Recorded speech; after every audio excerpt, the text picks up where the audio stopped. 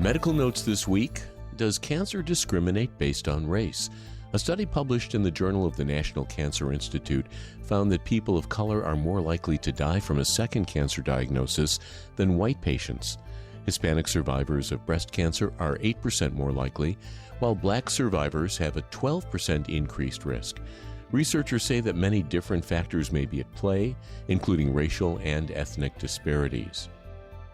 Can stem cells be used to repair diseased hearts? According to a study published in the NPJ of Regenerative Medicine, researchers were able to regrow damaged heart tissue.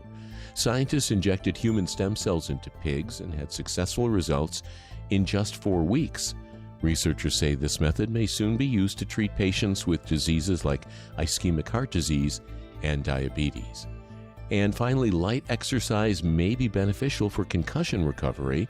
A study published in Sports Medicine found that athletes who began exercising soon after a concussion recovered twice as fast as those who waited. When done safely and under the supervision of doctors, patients can begin moderate exercise as soon as 48 hours after the concussion occurs. And that's Medical Notes this week. I'm Shel Lustig.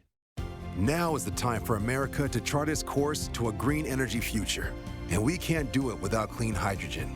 But it's up to regulators in Washington to establish the right rules that advance clean hydrogen today. Clean hydrogen needs the full extent of the production tax credit to decarbonize heavy industry, create high-skilled jobs, and lead the global energy transition. Get the facts at cleanhydrogentoday.org. Paid for by the Fuel Cell and Hydrogen Energy Association.